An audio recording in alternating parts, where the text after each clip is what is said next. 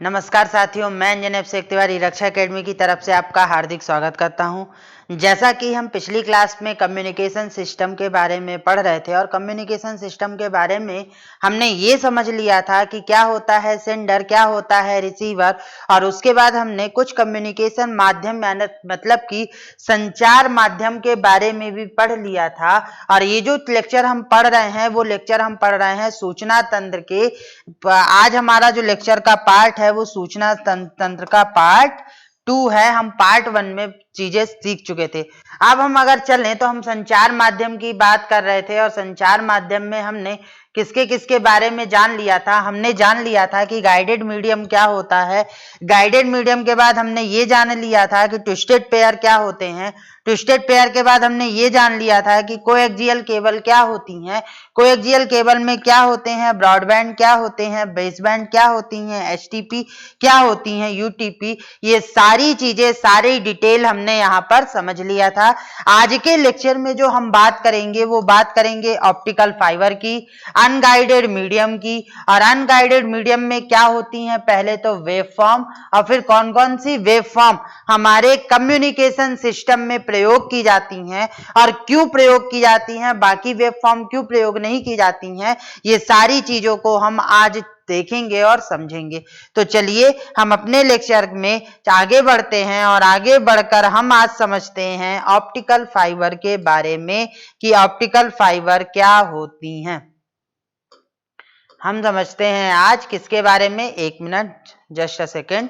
हाँ, अब हम आज जो सीखेंगे वो सीखेंगे किसके बारे में, ऑप्टिकल फाइबर के बारे में कि हमारी ऑप्टिकल फाइबर क्या होती है। पहला क्वेश्चन बार बार पेपर में पूछा जाता है, वो क्वेश्चन है आपका क्या, कि वो क्वेश्चन है आपका किससे रिलेटेड, ऑप्टिकल फाइबर से रिलेटेड, कि ऑप्टिकल फाइबर की खोज कब हुई थी। तो ऑप्टिकल फाइबर की खोज की थी 1952 में।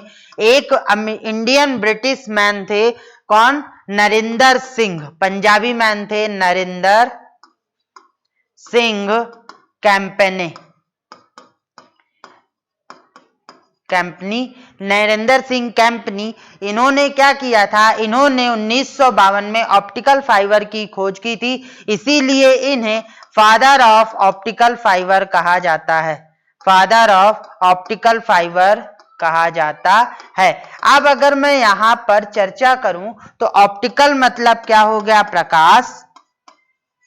ऑप्टिकल मतलब हो गया प्रकाशीय, और फाइबर मतलब क्या हो गया, तंतु।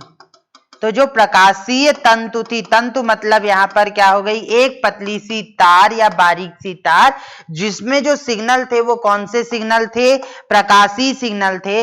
मतलब कि हम जब एक वायर के माध्यम से ऑप्टिकल प्रकाश के रूप में सिग्नल का ट्रांसमिशन करते हैं तो उस ट्रांसमिशन को हम क्या बोलते हैं, ऑप्टिकल फाइबर का ट्रांसमिशन बोलते हैं। अब अगर हम ऑप्टिकल फाइबर की बात करें तो सबसे इंपॉर्टेंट क्वेश्चन ये पूछा जाता है कि ये किस सिद्धांत पे कार्य करती है। तो यस, कार्य करती है पूर्ण आंतरिक परावर्तन पर। अब पूर्ण आंतरिक परावर्तन क्या होता है, जब प्रकाश की किरणों पूरी तरीके से परावर्तित हो जाती हैं, उसका कोई भी भाग क्षय नहीं होता है, तो उसे हम बोलते हैं पूर्ण आंतरिक परावर्तन प्रकाश का।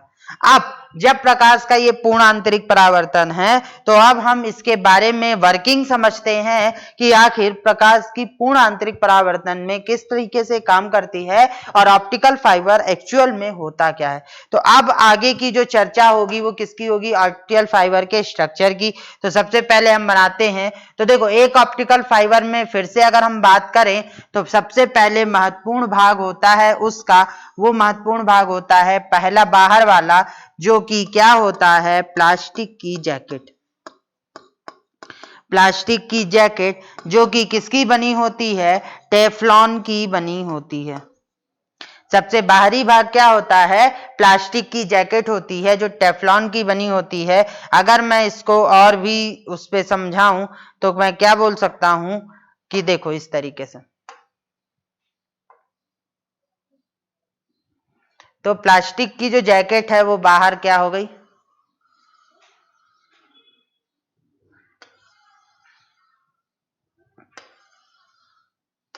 एक मिनट,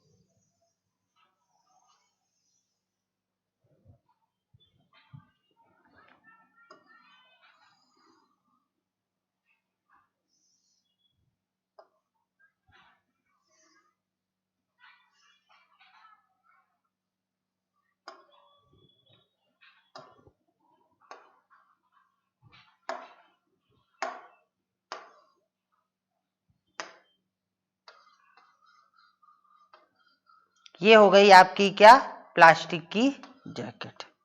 अब इस प्लास्टिक की जैकेट के साथ अब क्या होगा, प्लास्टिक की जैकेट के बाद अगला एक और जैकेट होगी जो कि क्या होगी, आपकी एक प्राइमरी जैकेट होगी इस प्रकार से।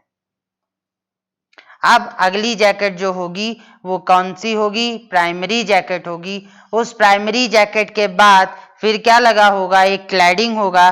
क्लैडिंग के बाद फिर आगे की तरफ जाओगे तो एक पतली सी कोर मिलेगी जो कि क्या कहलाएगी, आपकी ऑप्टिकल फाइबर कहलाएगी।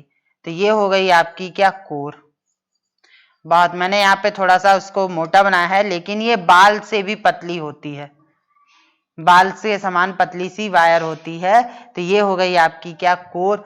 कोर के साथ आपका आगे जो बनता है वो कोर में फिर आगे बना होता है क्या, आपका क्लैडिंग। तो क्लैडिंग की बात करोगे तो ये देखो, ये हो गया आपका क्या, क्लैडिंग की, ये हो गया आपका क्या, क्लैडिंग।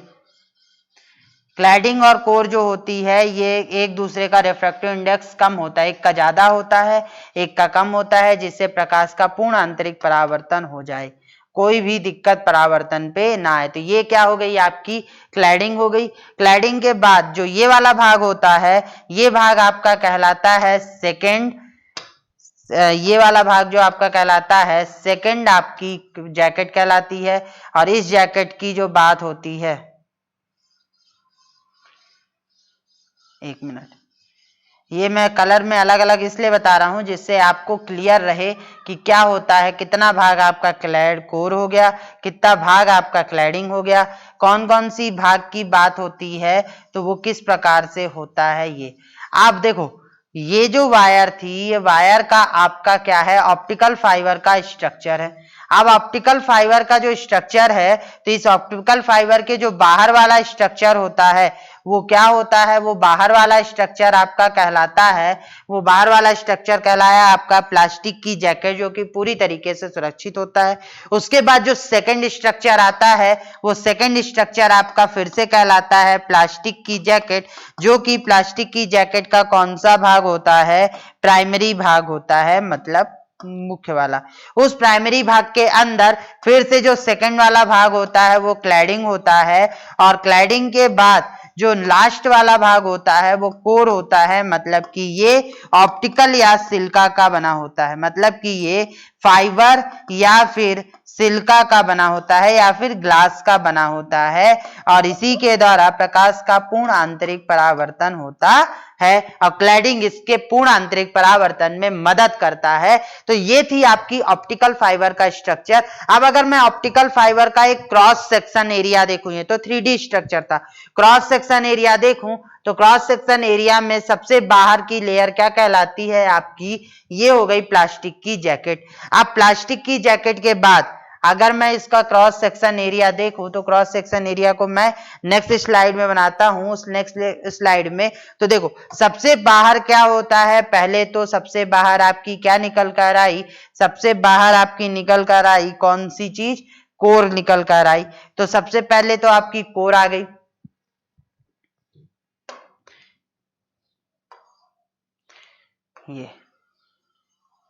ये हो गई आपकी क्या, कोर,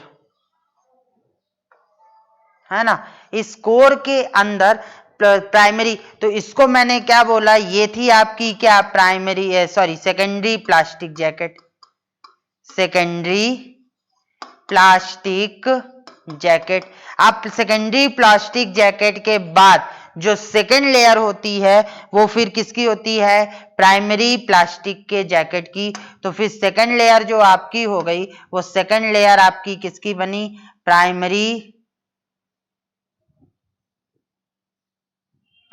जो सेकंड लेयर आपकी बनी वो सेकंड लेयर आपकी कहलाई किसकी, प्राइमरी जैकेट की थी, ये भाग हो गया। तो ये जो सेकंड लेयर हुई ये प्राइमरी जैकेट की हो गई, तो इसे क्या बोलोगे आप, प्राइमरी की plastic jacket, primary plastic jacket. अब प्राइमरी प्लास्टिक जैकेट के बाद जो अगली जैकेट होगी वो अगली जैकेट किसकी, किस चीज की होगी, वो अगली जैकेट आपकी होगी किसकी, नेक्स्ट जैकेट जो होगी वो किसकी होगी, आपकी कोर की होगी। कोर की मतलब कि अब जो आपकी कोर है इस प्रकार से, देखो अगली जैकेट जो होगी वो क्या हो गया, ये हो गया आपका क्या, ये हो गया आपका क्लैडिंग, और क्लैडिंग के अंदर फिर आपका क्या निकल कर आया, कोर निकल कर आया, ये आपकी क्या हो गई, ये आपका क्या हो गया, कोर। तो ये इसका क्रॉस सेक्शन एरिया कहलाता है कि सबसे अंदर क्या होगी, कोर होगी, कोर के ऊपर क्या लगा होगा, बाहरी आवरण में क्लैडिंग, क्लैडिंग के ऊपर क्या होगी, primary plastic jacket, primary plastic jacket के बाहर होगी क्या, सेकेंडरी प्लास्टिक की जैकेट, जो आपकी ऑप्टिकल फाइबर को, ये दोनों जैकेट प्लास्टिक की मजबूती प्रदान करेंगी कि ऑप्टिकल फाइबर आपकी कहीं से किसी भी प्रकार से ब्रेक ना हो, टूट ना जाए। तो अब ये था। अब अगर इसके सिद्धांत की बात करो तो देखो प्रकाश का जो सिद्धांत होता है पूर्ण आंतरिक परावर्तन के सिद्धांत पर कार्य करता है।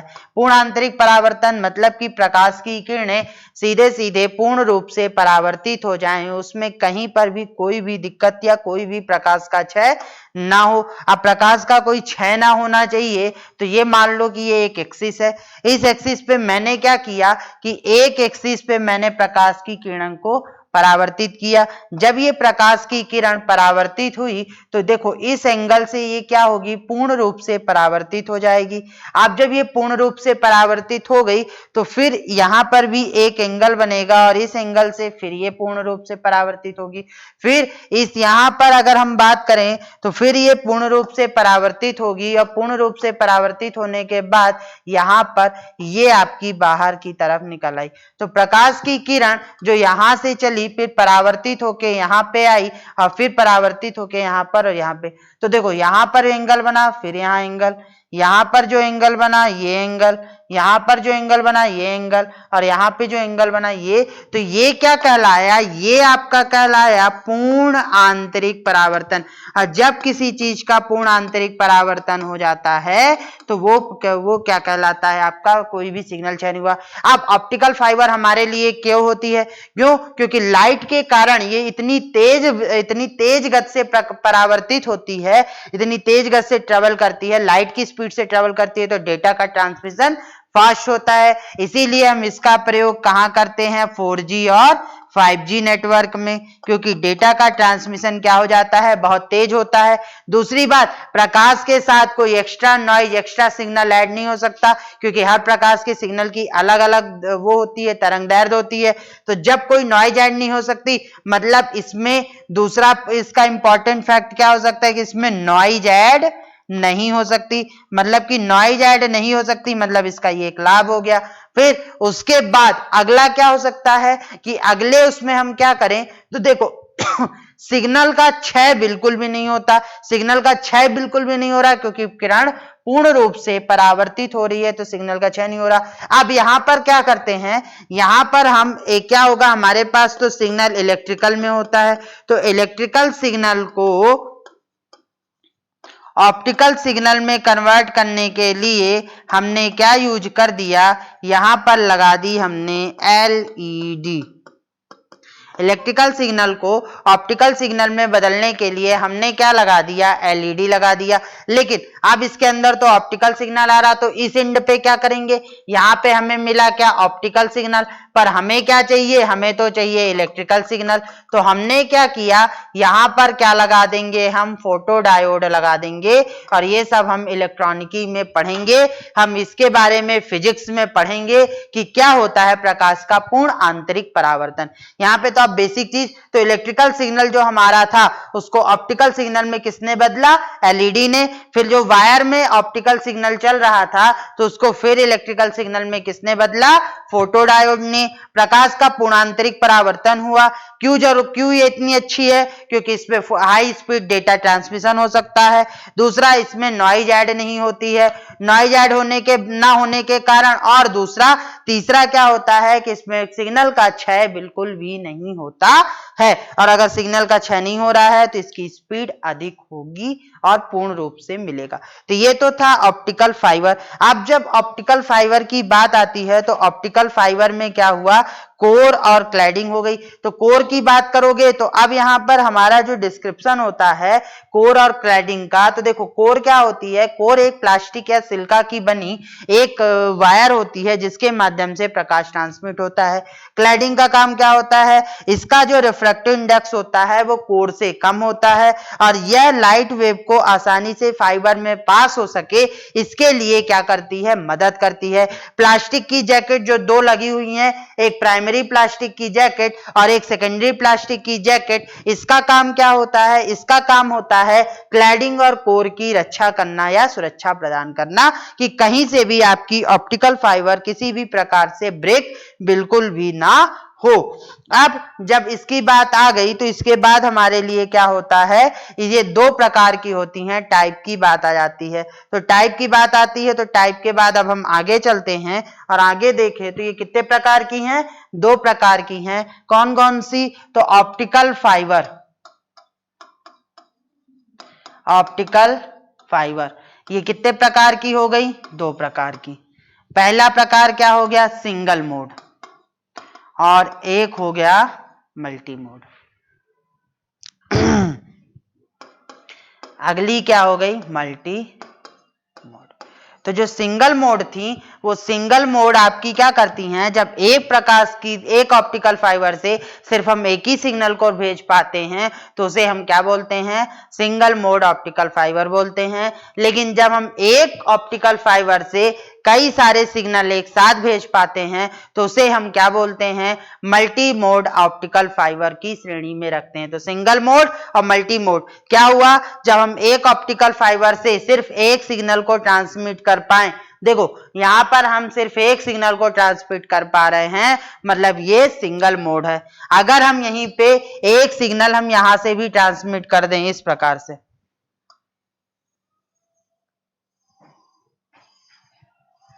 अलग अलग एंगल में, एक सिग्नल हमने यहां से ट्रांसमिट कर दिया ऐसे, एक सिग्नल हमने इधर ट्रांसमिट कर दिया, फिर एक सिग्नल हमने इधर से ट्रांसमिट कर दिया, फिर एक सिग्नल हमने यहां से ट्रांसमिट कर दिया। तो जब हम एक ही वायर से कई सारे सिग्नल को ट्रांसमिट कर सकते हैं तो उसे हम क्या बोलते हैं, उसे हम बोलते हैं मल्टी मोड ऑप्टिकल फाइबर। तो ये थी आपकी सारी वायर्स जो कि हमारे गाइडेड मीडियम में काम आती हैं और उसके बारे में हम पढ़ते हैं। अब हम जब आगे चलेंगे तो अब हम बात करेंगे किसकी, वेव की या अनगाइडेड मीडिया की। तो देखो अब आगे की इस लेक्चर में आगे चलते हैं और आगे चलकर अब हम बात करेंगे किसकी, हम बात करेंगे आपकी गाइडेड और अनगाइडेड की। तो अनगाइडेड हमारा कंप्लीट हो गया, अब हमारा बात आ जाती है अनगाइडेड मीडियम। अनगाइडेड मीडियम या फिर इसे ही हम बोलते हैं वायरलेस मीडियम, जिसमें हम वायर का प्रयोग बिल्कुल भी नहीं करते हैं। तो गाइडेड का हमने पूरा कॉन्सेप्ट पिछली क्लास में और आज की क्लास में देख लिया। अब हम अनगाइडेड की बात करें तो अनगाइडेड में हम क्या बोल सकते हैं कि जो सेंडर होता है, पिछली क्लास में पढ़ा था सेंडर क्या होता है, जो रिसीवर होता है, ये भी हमने पिछली क्लास में पढ़ा था।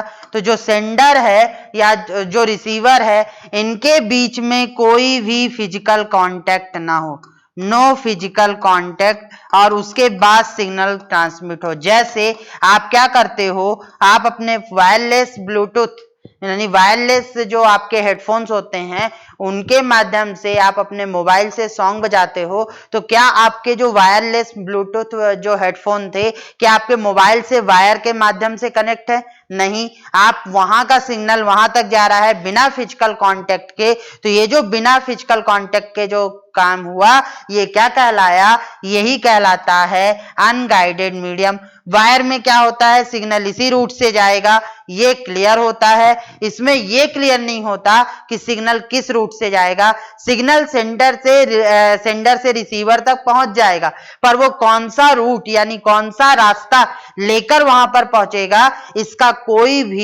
रास्ता तय नहीं होता है, ये अपने हिसाब से रास्ते को तय करता है। तो गाइडेड मीडियम अनगाइडेड में क्या हो गया कि इसमें हम कोई भी फिजिकल कांटेक्ट नहीं होता। तो अब जब फिजिकल कांटेक्ट नहीं हो रहा है तो भाई सिग्नल कैसे जाएगा, तो यहां पर जो सिग्नल जाता है यहां से यहां तक ट्रांसमिशन होता है, उसके लिए हम इलेक्ट्रोमैग्नेटिक वेव का प्रयोग करते हैं। अब जब इलेक्ट्रोमैग्नेटिक वेव की बात आती है तो इस इलेक्ट्रोमैग्नेटिक वेव का कॉन्सेप्ट किसने दिया था, इस वेव का कॉन्सेप्ट दिया था आपका किसने, मैक्सवेल ने। याद रखना इलेक्ट्रोमैग्नेटिक वेव की खोज किसने की थी, इलेक्ट्रोमैग्नेटिक वेव की खोज की थी मैक्सवेल ने। और यही इलेक्ट्रोमैग्नेटिक वेव के जरिए हम क्या करते हैं, सिग्नल सेंडर से रिसीवर की तरफ इंफॉर्मेशन को शेयर करते हैं या ट्रांसमिट करते हैं। और इसका जो कॉन्सेप्ट था वो कॉन्सेप्ट किसने दिया था, इलेक्ट्रोमैग्नेटिक वेव का। अब जब वेव फॉर्म की बात आई तो आखिर इलेक्ट्रोमैग्नेटिक वेव होती क्या है, तो इलेक्ट्रोमैग्नेटिक वेव की बात अगर हम करें तो देखो ये जो वेव है, ये जो वेव है टाइम और यहां पर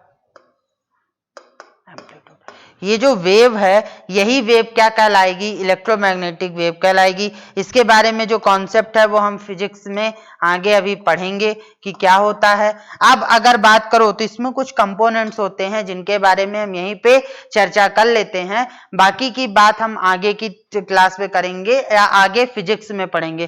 तो जो इलेक्ट्रोमैग्नेटिक वेव है, इलेक्ट्रोमैग्नेटिक वेव का जो ये होता है पीक पॉइंट होता है, मैक्सिमम पॉइंट जो होता है, ये मैक्सिमम पॉइंट ये यहाँ पे क्या है, प्लस ए है, यहाँ पे माइनस ए है, इसको हम क्या कहते हैं, इसको हम कहते हैं एम्पलीट्यूड। ये जो पीक पॉइंट है इसे हम एम्पलीट्यूड या आयाम कहते हैं। मतलब कि जो आपकी इस वेव का मैक्सिमम पॉइंट होगा वो मैक्सिमम पॉइंट आपका क्या कहलाएगा, एम्पलीट्यूड या आयाम कहलाएगा। अब दो पीक के बीच की दूरी, चाहे वो पीक मिनिमम हो चाहे वो पीक मैक्सिमम हो, इन दो पीक के बीच की दूरी, ये दो पीक के बीच की दूरी क्या कहलाती है, ये आपकी क्या कहलाती है, यही आपकी तरंग दैर्ध्य कहलाती है। अब आपको याद रखना है ये कॉन्सेप्ट कि दो मैक्सिमम पीक या दो मिनिमम पीक के बीच की दूरी वो क्या कहलाती है, आपकी तरंग दैर्ध्य कहलाती है, जिसे हम किससे प्रदर्शित करते हैं, लैम्डा से प्रदर्शित करते हैं। अब आयाम हो गया, तरंग दैर्ध्य हो गया, तो तीसरा कॉन्सेप्ट आता है आवृत्ति का। तो एक वेव फॉर्म को पूरा एक साइकिल पूरा करने में, एक साइकिल पूरा करने में मतलब कि यहां से लेकर यहां तक का ये जो एक साइकिल पूरा करने में, मतलब एक साइकिल पूरा करने में जितना समय लगता है, जितना वो लगता है, वो क्या हो गया आपका आवृत्ति कहलाया।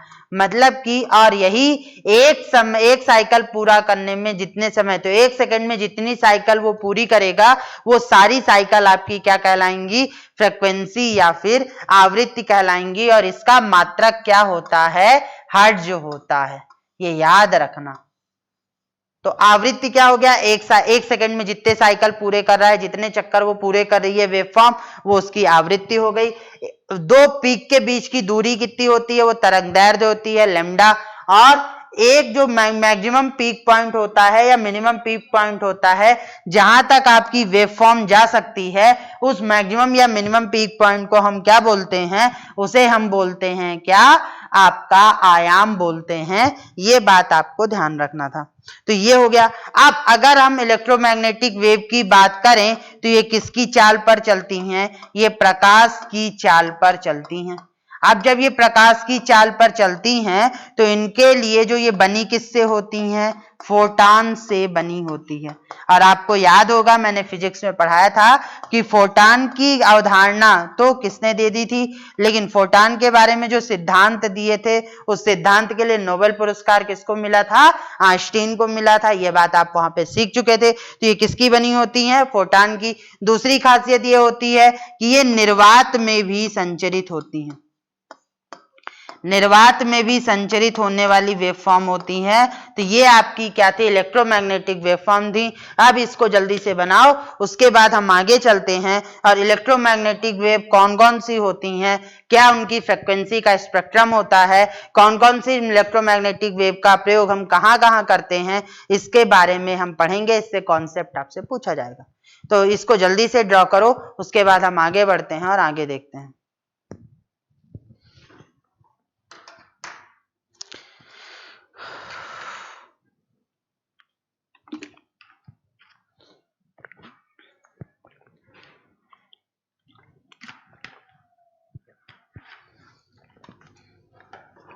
तो अब कौन कौन सी कितने प्रकार की इलेक्ट्रोमैग्नेटिक वेव होती हैं, इसके बारे में चर्चा करते हैं। तो इलेक्ट्रोमैग्नेटिक कौन कौन सी होती हैं, इसके बारे में हम चर्चा करेंगे। तो अब देखो, इलेक्ट्रोमैग्नेटिक वेव को मैं एक क्रम से बताता हूं और उसी क्रम से आपको याद रखना है, क्योंकि पेपर में भी क्वेश्चन आपके उसी क्रम से आता है। तो देखो, इलेक्ट्रोमैग्नेटिक वेव में सबसे पहले आपकी आती हैं कौन सी वेव, इलेक्ट्रोमैग्नेटिक वेव का जो स्पेक्ट्रम होता है, एक मिनट,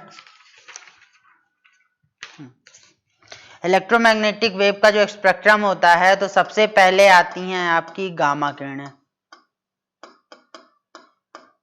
गामा किरणें के बाद आपका क्या होता है, आपकी होती हैं फिर एक्स किरणें।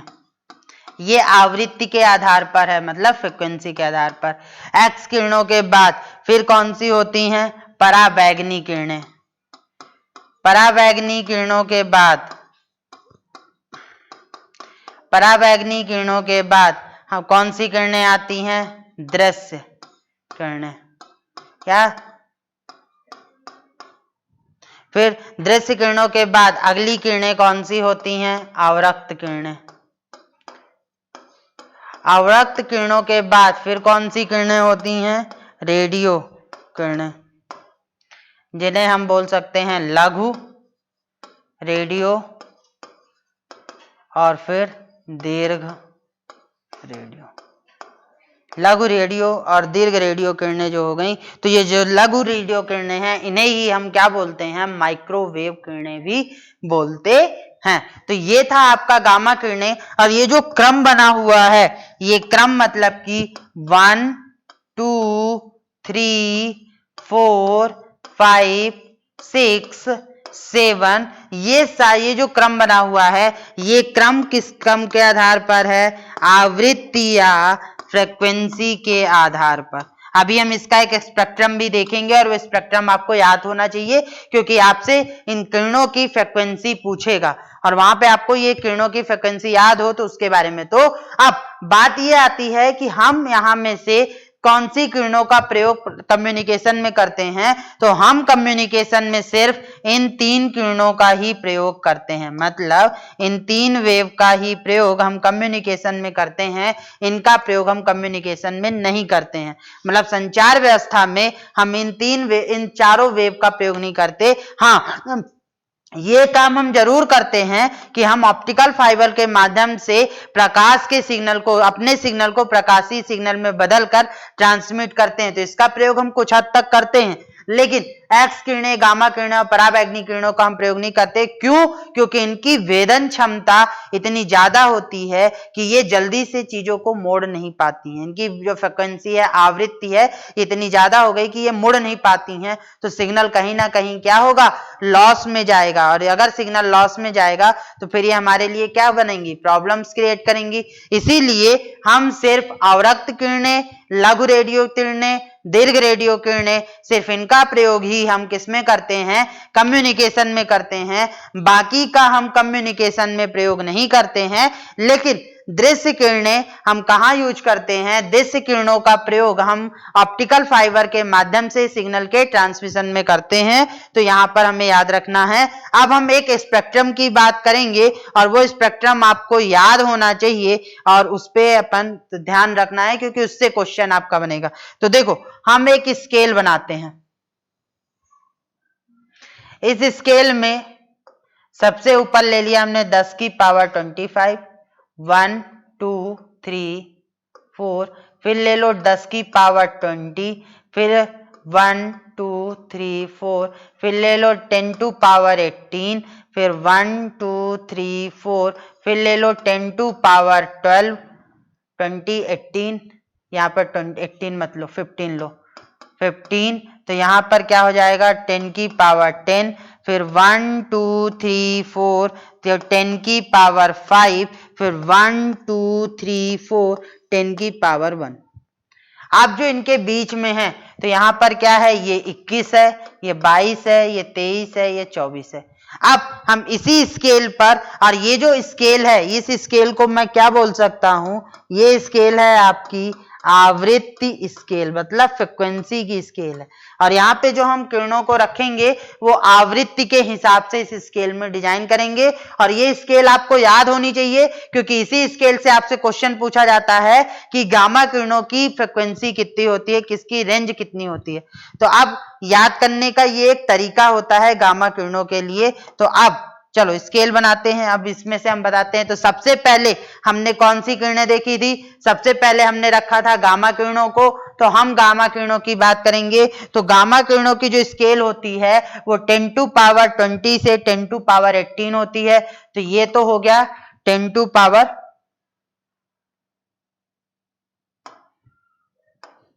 ये हो गया 10 टू पावर 20, 19 18, ये हो गया 10 टू पावर 18। तो यहां पर आ गई कौन सी आपकी गामा किरणें। और गामा किरणें तो इसकी फ्रिक्वेंसी कितनी हो गई, 10 से पावर 20 से 10 की पावर 18।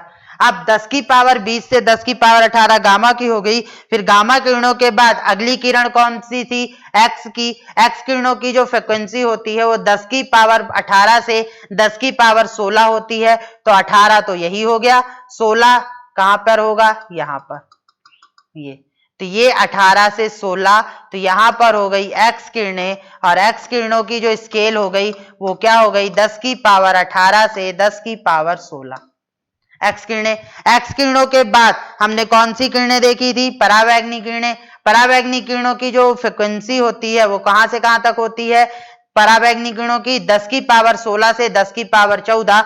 तो 16 तो हमें यही मिल गया, 14 कहां होगा, यहां पे। तो ये हो गया 16 और 14, तो यहां पर हो गई परावैंगनी किरणें। परावैंगनी किरणें मतलब 10 की पावर 16 से 10 की पावर 14 हर्ट्ज की फ्रिक्वेंसी होती है।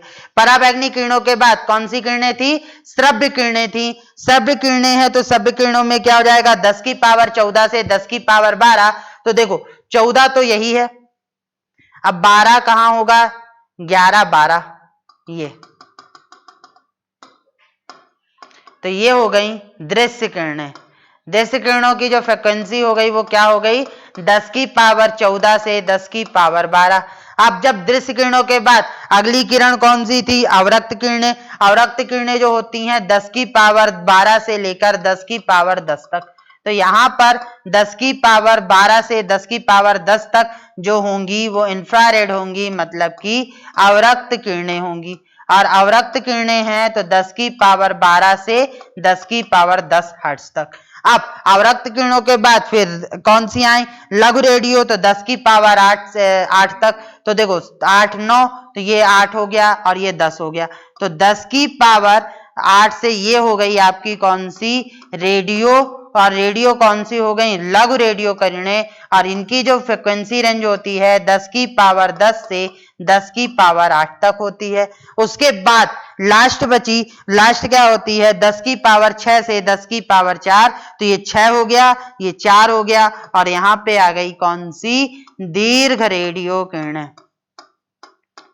दीर्घ रेडियो किरणें। और ये जो दीर्घ रेडियो किरणें हैं इनकी फ्रिक्वेंसी होती है 10 की पावर 6 से 10 की पावर 4 तक हर्ट्ज में। ये सभी मान किस में है, आवृत्ति। आवृत्ति को किससे बताते हो, हर्ट्ज से। तो ये सभी मान हर्ट्ज से हैं। तो ये जो आपका स्पेक्ट्रम टेबल है, इस स्पेक्ट्रम टेबल को आपको याद रखना है, क्योंकि आपसे क्वेश्चन पूछा जाएगा और आपको यहाँ पर उसका जवाब देना पड़ेगा। तो ये हो गई आपकी स्पेक्ट्रम टेबल। अब स्पेक्ट्रम टेबल की बात करते हैं तो अब हम आगे बढ़ते हैं और इस स्पेक्ट्रम टेबल के आगे देखते हैं और भी चीजें की क्या है।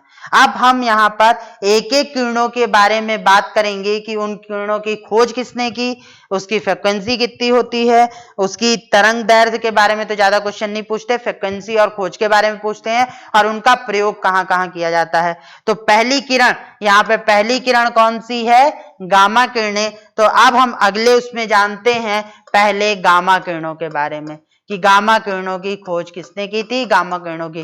तो अभी अभी हमने फ्रिक्वेंसी देखी, आवृत्ति देखी, क्या थी आवृत्ति, 10 की पावर 20 से 10 की पावर 18 हर्ट्ज तक। इसकी खोज किसने की थी, इसकी खोज की थी बैकुरल ने, बैकुरल में। अब अगर हम इसकी बात करें तो इसकी क्षमता क्या होती है, इसकी वेधन क्षमता सबसे ज्यादा, ये पार हो जाती है, वेधन क्षमता सबसे ज्यादा सर मतलब होती है, सर्वाधिक होती है। इनका प्रयोग कहाँ कहाँ करते हैं, इनका प्रयोग किया जाता है नाभिकीय अभिक्रिया में, नाभिकीय अभिक्रिया में, और नाभिकीय अभिक्रिया के साथ साथ इनका कृत्रिम रेडियो एक्टिव धर्मिता में भी किया जाता है, कृत्रिम रेडियो एक्टिव धर्मिता में भी इसका प्रयोग किया जाता है। उसके बाद गामा किरणों के बाद अगली किरण कौन सी थी, अगली किरण है आपकी एक्स किरणें। एक्स किरणें जो थी, एक्स किरणों की जो खोज हुई थी, इनकी फ्रिक्वेंसी हमने कहां से होगी, 10 के पावर 18 से 10 की पावर 16 हर्ट्ज तक। इनकी जो खोज की थी वो खोज की थी रांजन ने खोज किया था। इसका प्रयोग कहाँ होता है, इसका प्रयोग होता है चिकित्सा में, आपने देखा होगा, एक्सरे सुना होगा, चिकित्सा में और औषधीय में, मतलब दवाइयों के निर्माण में, चिकित्सा में, यहाँ पर इनका प्रयोग सबसे ज्यादा किया जाता है। एक्स किरणों के बाद जो अगली किरण आती है वो होती है आपकी कौन सी, पराबैंगनी किरणें, अल्ट्रावायलेट रेज। तो पराबैंगनी किरणों की जो फ्रिक्वेंसी हमने पढ़ी वो क्या थी, 10 की पावर 16 से 10 की पावर 14 तक।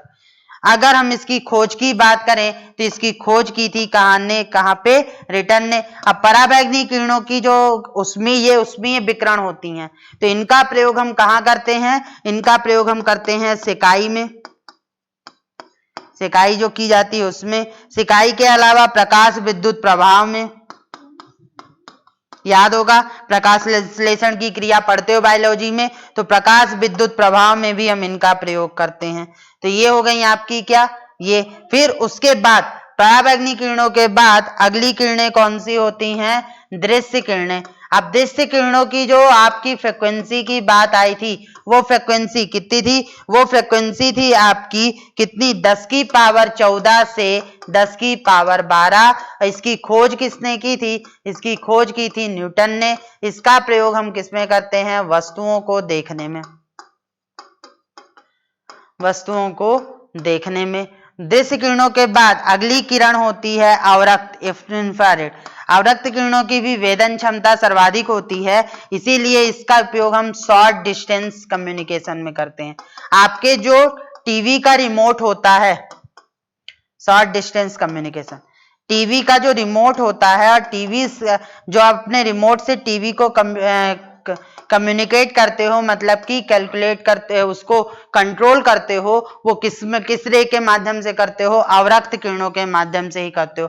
ये शॉर्ट डिस्टेंस होती है, क्यों, क्योंकि इसकी फ्रिक्वेंसी बहुत ज्यादा होती है, ये लार्ज स्केल बैंडविड्थ की होती है, मतलब 3 गीगाहर्ट्ज से 300 गीगाहर्ट्ज से 400 टेराहर्ट्ज तक। इसीलिए इन्हें हम लॉन्ग डिस्टेंस कम्युनिकेशन में यूज नहीं करते, हम मिनिमम कम्युनिकेशन में यूज करते हैं। इसकी जो खोज की थी, इसकी खोज की थी किसने, हर्सेल ने इसकी खोज की थी। और दूसरी बात, इसकी फ्रिक्वेंसी रेंज की बात करो तो 10 की पावर 12 से 10 की पावर 10 तक। ये हो गया। इसका भी प्रयोग रोगियों की सिकाई के लिए, शॉर्ट डिस्टेंस कम्युनिकेशन के लिए, औषधि निर्माण के लिए करते हैं। अब अवरक्त किरणों के बाद अगली किरण जो आती है वो कौन सी है, रेडियो वेव है। अब जो रेडियो वेव है ये कम्युनिकेशन सिस्टम में सबसे ज्यादा यूज की जाने वाली वेव्स होती हैं। इन्हें भी हम, इनकी जो आवृत्ति हम कहते हैं वो 3 किलोहर्ट्ज से 1 गीगाहर्ट्ज तक होती हैं, है ना। इसी में दो भाग हो जाते हैं, एक होती है दीर्घ रेडियो तरंगे जो कि आपके रेडियो और टेलीविजन में यूज की जाती हैं, और एक होती है लघु रेडियो तरंगे जिनका उपयोग आपके मोबाइल और सैटेलाइट कम्युनिकेशन में आज हम करते हैं। मतलब टीवी में, रेडियो में जो कम्युनिकेशन हो रहा है वो दीर्घ रेडियो वेव का है। जो आपकी नॉर्मल कम्युनिकेशन हमारे मोबाइल में और उसमें हो रहा है, उसमें हम किसका करते हैं, लघु रेडियो तरंगों का यूज करते हैं। इसके लिए जो हम एंटीना यूज करते हैं वो एंटीना होता है ओमनी डायरेक्शनल एंटीना, और इसके लिए जो एंटीना यूज होता है वो यूज होता है पैराबोलिक एंटीना, है ना। तो ओमनी डायरेक्शनल और पैराबोलिक एंटीना ये जो दो हैं, इनसे हम अलग अलग इसका उपयोग करते हैं, और इनसे प्रयोग करते हैं रेडियो तरंगे और लघु रेडियो। तो दीर्घ की खोज किसने की थी, दीर्घ रेडियो तरंगों की खोज की थी हेनरिक हर्ट्ज ने, और लघु रेडियो तरंगों की खोज किसने की थी, लास्ट लघु रेडियो दीर्घ की थी मार्कोनी ने, और लघु की थी किसने, हर्ट्ज ने, हेनरिक हर्ट्ज ने। और यही माइक्रोवेव थी। जो लघु रेडियो तरंगे होती हैं इनको हम 1 गीगाहर्ट्ज से 300 गीगाहर्ट्ज में रखते हैं। इनका प्रयोग हम कहाँ करते हैं, माइक्रोवेव ओवन में। इन्हें हम माइक्रोवेव भी कहते हैं, अति सूक्ष्म। तो ये तो लघु हो गई, इसी में हमारी एक हो जाती हैं अति सूक्ष्म भी। तो लघु से भी नीचे हो गई अति सूक्ष्म, मतलब कि माइक्रोवेव में, और उसकी खोज, माइक्रोवेव की खोज भी इन्हीं के आधार पर की गई थी। और अति सूक्ष्म की जो फ्रिक्वेंसी होती है 1 गीगाहर्ट्ज से 300 गीगाहर्ट्ज तक होती है। दूसरी बात यहाँ पे तो इसको याद रखो, ये भी पैराबोलिक में, और इसका भी प्रयोग किस में किया जाता है, पैराबोलिक में किया जाता है। ये जो माइक्रोवेव हैं इनका यूज हम कहाँ करते हैं, माइक्रोवेव ओवन में। जो मोबाइल और टेलीविजन का कम्युनिकेशन होता है, ऑप्टिकल फाइबर का कम्युनिकेशन होता है, वहां पर हम जितने भी प्रकार के कम्युनिकेशन करते हैं वहां पर हम सब किसके माध्यम से करते हैं, अति सूक्ष्म, लघु रेडियो तरंगे और आपने सुना होगा माइक्रोवेव और इनके बारे में। तो आज का जो ये था, तो ये सारा का सारा जो लेक्चर था वो रेडियो वेव और कम्युनिकेशन सिस्टम से रिलेटेड था। अब हम आगे के लेक्चर में जब बात करेंगे, तो आगे के लेक्चर में हम बात करेंगे, एक वर्ड आया सिग्नल, यहाँ पे एक शब्द आया था सिग्नल, हमने कई बार यूज किया था। तो अब हम आगे चलकर जो नेक्स्ट क्लास आएगी, उस नेक्स्ट क्लास में हम बात करेंगे इस सिग्नल के बारे में कि what is the signal, signal क्या होता है, एनालॉग क्या होते हैं, डिजिटल क्या होते हैं, और फिर एनालॉग डिजिटल में फिर हम आगे और भी चीजें समझेंगे।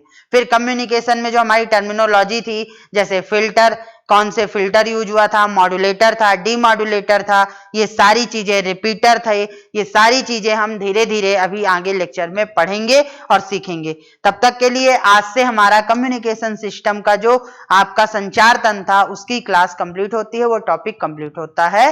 धन्यवाद।